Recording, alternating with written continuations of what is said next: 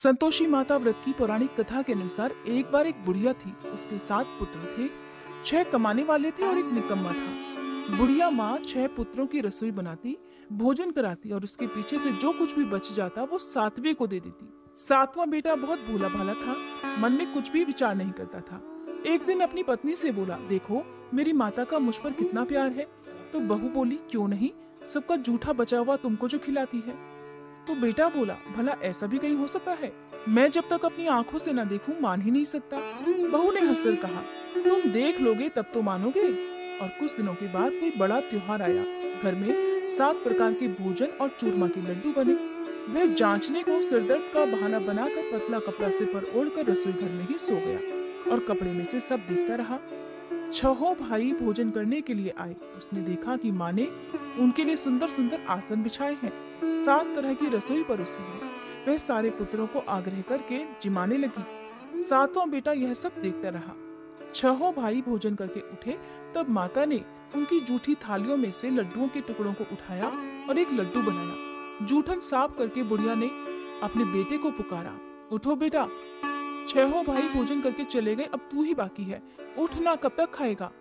तो 7वां बेटा कहने लगा, माँ मुझे भोजन नहीं करना, मैं परदेश जा रहा हूँ। माँ ने कहा, कल जाता हो तो आज ही चला जा। वह बोला, हाँ हाँ आज ही जा रहा हूँ। ऐसा कहकर वह घर से निकल गया। चलते समय उसे अपनी पत्नी की याद आई तो वह गौशाला में उपले थाप रही अपनी पत्नी के पास जाकर बोला, हम जावे परदेश को आवेंगे कुछ काल, तुम रहियो संतोष से धर्म आपनो पाल। तब वह बोली, जाओ पिया आनंद से हमरू सोच हटाए, राम भरोसे हम रहे ईश्वर तुम्हें सहाय। देख निशानी आपकी देखूं धरू में धीर, सुध हमरी मति बिसारियों रखियो मन गंभीर। तब वह बोला, मेरे पास तो कुछ भी नहीं, ये अंगूठी है सो ले लो और अपनी कुछ निशानी मुझे दे दो। तो पत्नी बोली, मेरे पास क्या है, ये गोबर भरा हाथ है। ऐसा कहकर उसकी पीठ में गोबर के हाथ की थाप उसने लगा दी और 7वां बेटा चल दिया। चलते चलते दूर देश में जा पहुंचा। वहां पर एक साहूकार की दुकान थी जिसे एक नौकर की जरूरत थी। तब वह उस लड़के से बोला कि तुम मेरे वहां रह लो। लड़के ने पूछा, तुम मुझे तनख्वाह क्या दोगे? तो साहूकार ने कहा कि काम देखकर दाम मिलेंगे।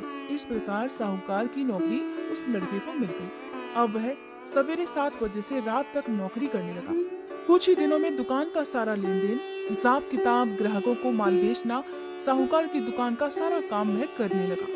साहूकार के यहाँ 7-8 नौकर थे।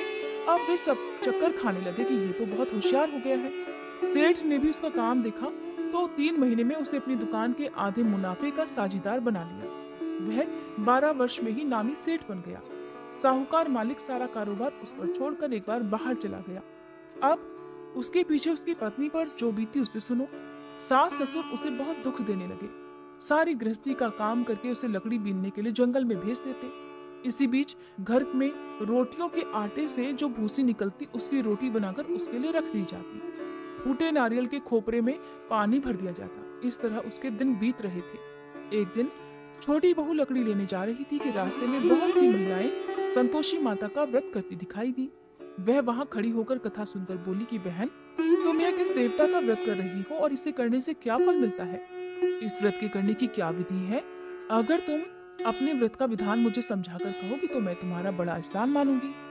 तब उनमें से एक स्त्री बोली कि सुनो बहन, ये संतोषी माता का व्रत है। इसके करने से निर्धनता दरिद्रता का नाश हो जाता है, घर में लक्ष्मी जी आती है, मन की चिंता दूर हो जाती है, घर में सुख होने से मन को प्रसन्नता और शांति मिलती है, निसंतानों को संतान मिलती है, पति यदि बाहर गया हो तो जल्दी वापस आ जाता है, कुंवारी कन्या को अच्छा वर मिलता है, राज द्वारे में बहुत दिनों से मुकदमा चलता हो तो खत्म हो जाता है, सभी तरह की सुख शांति होती है, घर में धन जमा होकर पैसा जायदाद का लाभ होता है, रोग दूर हो जाता है और जो कुछ भी मन में कामना हो वह सब इस व्रत की कृपा से पूरी हो जाती है। इसमें बिल्कुल भी संदेह नहीं। तो वह पूछने लगी कि बहन, ये व्रत कैसे किया जाता है, ये भी बताओ तो बड़ी कृपा होगी। तब वह स्त्री कहने लगी, 1.25 रुपए का गुड़ चना लेना, इच्छा हो तो 5.25 रुपए का लेना या 11.25 का भी ले सकती हो। बिना परेशानी, श्रद्धा और प्रेम से जितना बन सके सवाया लेना। 1.25 रुपए से 5.25 रुपए और इससे भी ज्यादा शक्ति और भक्ति के अनुसार लेना। हर शुक्रवार को निराहार रहकर कथा कहना सुनना। इसके बीच में क्रम टूटे नहीं, लगातार नियम का पालन करना। सुनने वाला कोई ना मिले तो घी का दीपक जलाकर उसके आगे जल के पात्र को रखकर अपनी कथा कहना, परंतु नियम नहीं टूटना चाहिए। जब तक कि मनोकामना पूर्ण ना हो जाए नियम का पालन करना, और मनोकामना पूर्ण हो जाने पर ही व्रत का उद्यापन करना, बीच में मत करना। उद्यापन में 2.5 सेर आटे का खाजा और इसी हिसाब से खीर और चने का साग बनाना, 8 लड़कों को भोजन कराना, जहां तक मिले देवर जेठ भाई बंधु या परिवार के लड़के को ही लेना, ना मिले तो रिश्तेदार और पड़ोसियों के लड़के बुलवाना, उन्हें भोजन कराना, यथाशक्ति दक्षिणा देकर माता का नियम पूरा करना। उस दिन घर में कोई खटाई न खाए।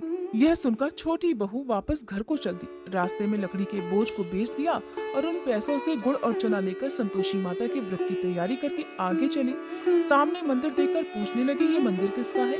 सब कहने लगे, संतोषी माता का मंदिर है। यह सुनकर माता के मंदिर में जाकर वह माता के चरणों में लौटने लगी। दीन होकर विनती करने लगी कि माँ, मैं तो निपट मूर्ख हूँ, व्रत के कुछ भी नियम नहीं जानती, मैं बहुत दुखी हूँ माँ। हे माँ जगत जननी, मेरा दुख दूर करो, मैं तुम्हारी शरण में हूँ। उसकी दयनीय दशा को देखकर संतोषी माता को उस पर दया आ गई। एक शुक्रवार बीता ही था कि दूसरे शुक्रवार को ही उसके पति का पत्र आ गया और तीसरे को उसका भेजा हुआ पैसा भी आ पहुंचा। ये देखकर जेठानी मुंह सिकोड़ने लगी कि इतने दिनों में पैसा आया है तो इसमें क्या बढ़ाई है। लड़के ताने देने लगे कि काकी के पास अब पत्र आने लगे, रुपया आने लगा, अब तो काकी की खातिर बढ़ेगी, अब तो काकी बुलाने से भी नहीं बोलेगी। बेचारी बड़ी सरलता से कहती कि भैया पत्र आवे रुपया आवे तो हम सबके लिए अच्छा है। ऐसा कहकर आंखों में आंसू भरकर संतोषी माता के मंदिर में आकर माँ के चरणों में गिरकर रोने लगती। माँ, मैंने तुमसे पैसा नहीं मांगा, मुझे पैसे से भला क्या काम, मुझे तो अपने सुहाग से मतलब है, मैं तो अपने पति के दर्शन और सेवा मांगती हूँ। तब माँ ने प्रसन्न होकर कहा, जा बेटी, तेरा पति भी आएगा। यह सुनकर खुशी से बावली होकर वह घर में जाकर अपने काम करने लगी। अब संतोषी माँ विचार करने लगी कि इस भोली पुत्री से मैंने कह तो दिया कि तेरा पति आएगा, पर आएगा कहाँ से? वह तो सपने में भी इसे याद नहीं करता। उसे याद दिलाने के लिए मुझे उसके पास जाना पड़ेगा। इस तरह माता बुढ़िया के बेटे के स्वप्न में प्रकट होकर कहने लगी, साहूकार के बेटे, सोता है या जागता है? तो वह बोला, माँ, सोता भी नहीं हूँ, जागता भी नहीं हूँ, बीच में ही हूँ, कहो क्या आज्ञा है? तो माँ कहने लगी, तेरा घर बार कुछ है या नहीं? तो वह बोला, मेरा सब कुछ है माँ, माँ बाप भाई बहन बहू, क्या कमी है? तो माँ कहने लगी, भोले पुत्र, तेरी पत्नी वहाँ तेरे घर में घोर कष्ट उठा रही है, तेरे माँ बाप उसे बहुत दुख दे रहे हैं, वह तेरे लिए तरस रही है, तो उसकी सुध क्यों नहीं लेता? तो वह बोला, माँ, ये तो मुझे भी पता है, परंतु मैं जाऊँ तो जाऊँ कैसे? परदेश की बात है, लेन देन का कोई हिसाब नहीं, कोई जाने का रास्ता नजर नहीं आता, कैसे सेठ जी की दुकान छोड़कर चला जाऊं? तो माँ कहने लगी, मेरी बात मान, सवेरे नहा धोकर संतोषी माता का नाम ले, घी का दीपक जला, दंडवत कर दुकान पर जाकर बैठना, देखते देखते तेरा सब लेन देन चुकता हो जाएगा, जमा माल बिक जाएगा, सांझ होते होते धन का ढेर लग जाएगा। सुबह जल्दी उठकर उस लड़के ने अपने सपने की बात सबसे कही। सबने उसकी बात अनसुनी करके मजाक उड़ाना शुरू कर दिया, कहीं सपने भी सच होते हैं क्या? तब एक बूढ़ा बोला, देख भाई, मेरी बात मान, इस प्रकार साच झूठ करने के बदले देवता ने जैसा कहा है वैसा ही करने में तेरा क्या जाता है? सपने की बात मान, स्नान कर, संतोषी माता को दंडवत प्रणाम कर, घी का दीपक जला और दुकान पर बैठ जा। थोड़ी देर में वह क्या देखता है कि देने वाले रुपया लाए और लेने वाले हिसाब लेने लगे। कोठे से भरे सामानों के खरीदार नकद दाम में सौदा करने लगे। शाम तक देखते ही देखते धन का ढेर लग गया। माता का चमत्कार देखकर वह प्रसन्न होकर मन में माता का नाम लेकर घर जाने के लिए तैयार होने लगा। गहना कपड़ा खरीदने लगा और वहाँ के काम से निपटकर वह घर जाने को तैयार हुआ। वहाँ बेचारी पत्नी जंगल में लकड़ी लेने जा रही थी। लौटते समय माँ के मंदिर में विश्राम कर रही थी। वह तो उसका रोजाना रुकने का स्थान था। मंदिर में आराम करते करते दूर से धूल उड़ती देखकर वह माता से पूछने लगी, माँ, ये धूल कैसी उड़ रही है? तो माँ कहने लगी, पुत्री, तेरा पति आ रहा है, अब तू ऐसा कर, लकड़ियों के 3 बोझ बना ले, एक नदी के किनारे रख, दूसरा मेरे मंदिर में और तीसरा अपने सिर पर रख ले। तेरे पति को लकड़ी का गट्ठा देखकर मोह पैदा होगा, वह वहाँ रुकेगा, नाश्ता पानी बना खाकर माँ से मिलने जाएगा। तब तू लकड़ियों का बोझ उतार कर घर जाना और बीच चौराहे में गट्ठर डालकर 3 आवाजें जोर से लगाना, लो सासू जी, लकड़ियों का गट्ठा लो, भूसी की रोटी दो, नारियल के खोपरे में पानी दो, आज घर में कौन मेहमान आया है? माँ की बात सुनकर बहू बहुत अच्छा ऐसा कहकर बड़ी प्रसन्न होकर लकड़ियों के 3 गट्ठर ले आई। एक नदी के तट पर रखा, एक माँ संतोषी के मंदिर में रखा। इतने में ही एक मुसाफिर वहाँ आ पहुँचा। सूखी लकड़ियां देखकर उसकी इच्छा हुई कि अब यहीं विश्राम करे और भोजन बना खाकर गांव जाए। इस प्रकार भोजन बनाकर वह वहीं विश्राम करने लगा। उसके बाद गांव को गया, सबसे बड़े प्रेम से मिला। उसी समय बहू सिर पर लकड़ी का गट्ठा लिए वहां पहुंच गई। लकड़ी का भारी बोझ आंगन में डालकर उसने जोर से 3 आवाजें दी। लो सासू जी, लकड़ी का गट्ठा लो, भूसी की रोटी दो, नारियल के खोपरे में पानी दो, आज कौन मेहमान आया है। ये सुनकर सास बाहर आकर अपने द्वारा दिए हुए सभी कष्टों को भुलाने के लिए कहने लगी कि बहू ऐसा क्यों कहती हो, तेरा पति ही तो आया है, आ बैठ, मीठा भात खा, भोजन कर, कपड़े गहने पहन। इतने में आवाज सुनकर उसका पति बाहर आ गया और अंगूठी देखकर व्याकुल होकर माँ से पूछने लगा कि माँ ये कौन है। तो माँ कहने लगी कि बेटा ये तो तेरी पत्नी है। आज 12 वर्ष हो गए जब तू घर से गया है, तब से सारे गांव में जानवर की तरह भटकती फिर रही है। काम काज घर का कुछ भी नहीं करती, 4 समय यहाँ आकर खा लेती है। अब तुझे देखकर भूसी की रोटी और नारियल के खोपरे में पानी मांग रही है। यह सब सुनकर वह लज्जित हुआ बोला, माँ ठीक है, मैं इसे भी देख रहा हूँ और अब तुम्हें भी देखा है। अब मुझे दूसरे घर की चाबी दो तो वहाँ जाकर रहो। माँ बोली ठीक है बेटा, जैसी तेरी मर्जी। ऐसा कहकर चाबी का गुच्छा उसने पटक दिया। उसने चाबी ली, दूसरे कमरे में जो तीसरी मंजिल के ऊपर था खोलकर सारा सामान वहाँ रख दिया। एक दिन में ही वहाँ राजा के महल जैसा ठाट बाट बन गया। अब क्या था, वे दोनों पति पत्नी वहाँ सुखपूर्वक रहने लगे। इतने में अगला शुक्रवार आया। पत्नी ने अपने पति से कहा कि मुझे माता के व्रत का उद्यापन करना है। पति कहने लगा बहुत अच्छा, खुशी से करो। वह तुरंत ही उद्यापन करने की तैयारी करने लगी। जेठ के लड़कों को भोजन करने के लिए कहने गई तो जिठानी ने अपने बच्चों को भेजने के लिए हाँ कर दिया, परंतु पीछे जिठानी अपने बच्चों को सिखलाने लगी कि देखो रे, भोजन करते समय सभी लोग खटाई मांगना ताकि उसका उद्यापन पूरा न हो सके। अब लड़के जीमने गए, खीर पेट भरकर खाई, परंतु याद आते ही कहने लगे कि काकी हमें कुछ खटाई दो, हमें ये खीर बिल्कुल अच्छी नहीं लगी। तो बहू कहने लगी कि खटाई तो किसी को नहीं दी जाएगी, ये खीर तो संतोषी माता का प्रसाद है। यह सब सुनकर सभी लड़के तुरंत उठ खड़े हुए, बोले पैसा लाओ। भोली बहू बहुत कुछ जानती नहीं थी, सो उन सबको पैसे दे दिए। लड़के उसी समय जाकर दुकान पर जाकर इमली खाने लगे। ये देखकर बहू पर संतोषी माता ने कोप कर दिया। राजा के दूत उसके पति को पकड़कर ले गए।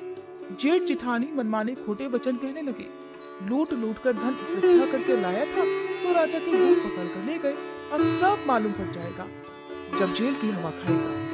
बहू से ये बातें सहन नहीं हुई। रोती रोती माता के मंदिर में गई। हे माँ, ये आपने क्या कर दिया?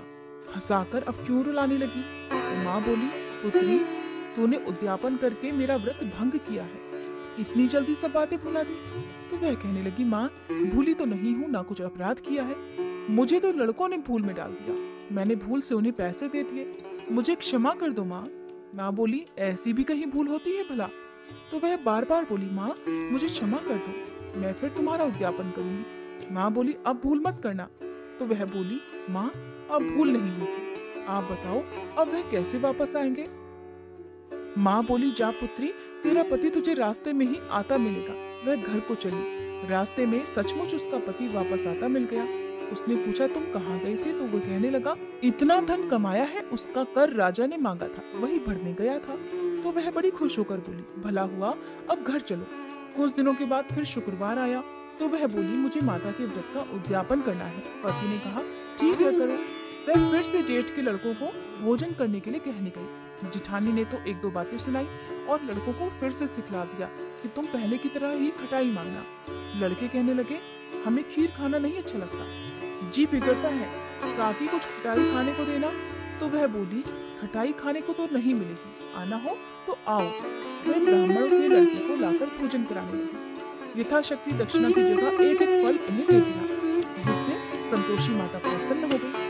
माता की कृपा होते ही 9वें महीने उसको चंद्रमा के समान एक सुंदर पुत्र प्राप्त हुआ। अपने पुत्र को लेकर वह हर दिन माँ के मंदिर में दर्शन को जाने लगी। माँ ने सोचा कि ये रोज आती है, आज क्यों ना मैं ही इसके घर चलूं, इसका आसरा देखूं तो सही। ये विचार कर माता ने भयानक रूप बनाया। गुड़ और चने से सना हुआ मुख, ऊपर सूंड के समान होठ, उस पर मक्खियां भी बिना रही थी। दहलीज में पांव रखते ही उसकी सास चिल्लाई, देखो रे, कोई चुड़ैल डाकनी चली आ रही है। अरे लड़कों, इसे भगाओ नहीं तो ये किसी को खा जाएगी। लड़के डरने लगे, चिल्लाकर खिड़की दरवाजे बंद करने लगे। छोटी बहू रोशनदान में से ये सब देख रही थी। बड़ी खुशी से पगली होकर चिल्लाने लगी, अरे आज तो मेरी माताजी मेरे घर आई है। ऐसा कहकर वह बच्चे को दूध पिलाने से हटाने लगी। इतने में सास का क्रोध उस पर ही बरस पड़ा। बोली, अरे देखो इसे कैसी उतावली हुई है जो बच्चे को पटक दिया। इतने में माँ की कृपा से जहाँ देखो वहाँ लड़के ही लड़के नजर आने लगे।